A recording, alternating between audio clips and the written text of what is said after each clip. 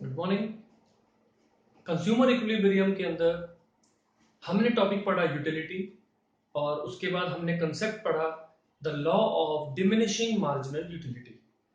अब इस वीडियो में मैं आपको कुछ एजम्पशंस बता रहा हूं लॉ ऑफ डीएमयू को सक्सेसफुल बनाने के लिए कौन कौन सी एजम्पशंस का होना जरूरी है, हमें वो एज्यूम करना ही करना पड़ेगा। देखिए खिंचली फोटो आगे चलते हैं। मैंने टाइम बचाने के लिए पहले लिख दिया ताकि मैं आपको फटाफट बता सकूं, क्योंकि वीडियो बहुत छोटा सा है, सिर्फ एजम्पशंस बतानी है। सबसे पहली है कार्डिनल मेजरमेंट। कार्डिनल वर्ड का मतलब होता है कि यूटिलिटी को मेजर किया जा सकता है इन न्यूमेरिक टर्म्स। जैसे मैंने अभी पिछले वीडियो में बताया था कि मेरे को आइसक्रीम खाई मैंने और उससे मुझे फायदा मिला 30 यूटिल, तो जो 30 मैंने एक न्यूमेरिक फिगर उसको दी वो है कार्डिनल कंसेप्ट। हम जो लॉ ऑफ डीएमयू पढ़ते हैं ये हमारा आता है कार्डिनल यूटिलिटी के कंसेप्ट में। कार्डिनल यूटिलिटी की एक दूसरी सिस्टर है ऑर्डिनल यूटिलिटी। मैं इन दोनों का डिफरेंस आपको नेक्स्ट वीडियो में बताऊंगा। कार्डिनल के बाद सेकंड है utility can be related with money. अब देखिए हम कुछ भी सामान खरीदते हैं वो पैसों से खरीदेंगे, ठीक है। अब अगर मैं एक सामान पैसों से खरीद रहा हूं, मैं कैसे जज करूंगा कि वो सामान मुझे बढ़िया मिल गया या बेकार मिल गया? मैं उसको कंपेयर करूंगा कि जितने रुपए का मैंने सामान लिया मेरे को जो उससे फायदा मिला वो उस रुपए के लेवल का था या उससे ऊपर था या उससे नीचे था। तो मैंने यूटिलिटी को किससे रिलेट करना है? मनी से। जैसे आइसक्रीम खाई बहुत दिनों बाद, 20 रुपए की आपने आइसक्रीम ली और आपने बोला यार इससे तो इतना मजा आया, अगर ये 30 की भी होती तो चलता। तो रिलेट करा ना, वही पॉइंट।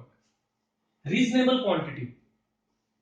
अगर आप आइसक्रीम खा रहे हैं तो एक चम्मच आइसक्रीम की खाकर आप ये नहीं बोलेंगे बस ये तो 1 यूनिट हो गई, अगली चम्मच अगली यूनिट हो गई, ऐसा नहीं। रीजनेबल क्वांटिटी यानी आइसक्रीम खा रहे हो तो एक कप, मान लीजिए 100 ml का कप है। चाय पी रहे हो तो एक उसका कप जो एक नॉर्मल कप आप घर पे पीते हो। रोटी खा रहे हो तो पूरी एक रोटी को 1 यूनिट माना जाएगा। तो एक रीजनेबल क्वांटिटी को आपने लेना है। कॉन्टिन्यूस कंजम्पशन, एक आइसक्रीम आज खाऊं, एक कल खाऊं, एक परसों खाऊं, ऐसे में पूरी जिंदगी आइसक्रीम खाता रहूं, मुझे मजा ही आएगा, मेरी यूटिलिटी कम नहीं होगी। कॉन्टिन्यूस का मतलब है अभी के अभी एक यूनिट खत्म होते ही सेकेंड यूनिट को कंज्यूम करना पड़ेगा। आप उसमें ब्रेक नहीं लगा सकते, आप उसमें गैप नहीं दे सकते। रैशनल कंज्यूमर, रैशनल वर्ड का मतलब होता है समझदार। कंज्यूमर ऐसा होना चाहिए जो आपको बता सके कि मैंने जो भी आइसक्रीम खाई उससे मुझे ज्यादा मजा आया, कम आया, या बेकार आया, या बिल्कुल बकवास हुआ। यानी वो अपनी समझ को आप तक पहुंचा सके।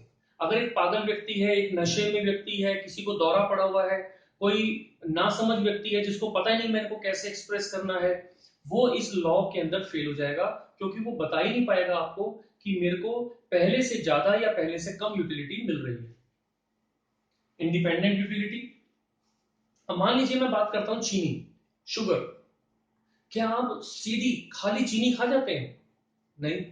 नमक, क्या आप डायरेक्ट रसोई में गए, चम्मच नमक खा लिया और मजा आ गया? मजा नहीं, सजा मिल जाएगी, आप एक बार मुंह में डाल के देखिए, ऐसा नहीं होता। कुछ प्रोडक्ट ऐसे होते हैं जो हम किसी और चीज के साथ मिलाकर लेते हैं तो मजा आता है, तो उनकी यूटिलिटी होती है डिपेंडेंट। जैसे नमक, हम रोटी में नमक डालेंगे जब आटा गूंथते हैं, सब्जी में नमक डालेंगे, सैलेड पे नमक डलेगा तो हम खाएंगे, मजा आएगा। खाली नमक नहीं खा सकता हूं। ऐसी चीनी आइसक्रीम में होगी, खीर में होगी, दूध में होगी, चाय में होगी, तो चीनी का मजा आएगा। खाली मैं चम्मच 4 चीनी के मुंह में डाल लूं, नहीं। यहां पर जो प्रोडक्ट आप लॉ ऑफ डीएमयू में लाएंगे वो इंडिपेंडेंट यूटिलिटी वाला होना चाहिए। यानी चीनी या नमक या चाय पत्ती ये नहीं हो सकता।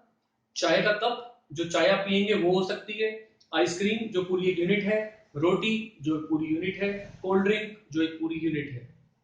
तो ऐसे प्रोडक्ट को कंज्यूम करना है जो अपने आप में आपको पूरा आनंद देते हैं, बिना किसी और प्रोडक्ट के साथ जुड़े हुए। आप सीधे उस प्रोडक्ट को कंज्यूम कर सकते हैं, ठीक है। MU of money unchanged. ये जो वर्ड एमयू लिखा हुआ है मनी का, इसको दूसरे शब्दों में आप लिख लीजिए परचेजिंग पावर ऑफ मनी। यानी आज 1 रुपए में मुझे जितना सामान मिल रहा है, लगातार डीएमयू के दौरान हर बार उतना ही सामान मिलना चाहिए, ना वो बढ़ना चाहिए ना वो घटना चाहिए।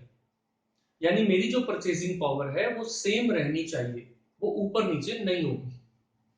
इनकम चेंज नहीं होगी। अगर मैं 5,000 कमा रहा हूं तो लगातार 5,000 ही मेरी इनकम है इस पूरे लॉ के अंदर। ठीक है, प्राइस फिक्स।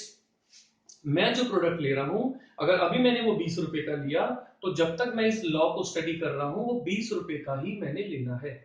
वो 20 का 25 नहीं हो सकता, 20 का 19 भी नहीं हो सकता है। ठीक है, तो ये कुछ एजम्पशंस हैं। अब इन सब चीजों में आपने एक चीज कॉमन देखी, इन हर एक एजम्पशन के लिए हमने बोला इट इज फिक्स्ड, चेंज नहीं होना। कभी कभी किसी बुक में कुछ और भी एक्स्ट्रा एजम्पशंस, ऑथर वाइज अपना अपना नजरिया होता है, कोई भी और एजम्पशन दियो, आप एक ग्राउंड रूल मान लीजिएगा कि उसका रूल यही होगा कि वो चेंज नहीं होगी। ठीक है, चलिए आप इसको नोट कर लीजिए। नेक्स्ट वीडियो में हम बात करेंगे कार्डिनल और ऑर्डिनल का डिफरेंस, और उसके बाद single commodity case, double commodity case, utility के अंदर क्या क्या होते हैं वो मैं आपको एक अलग वीडियो में शेयर करूंगा। Bye bye.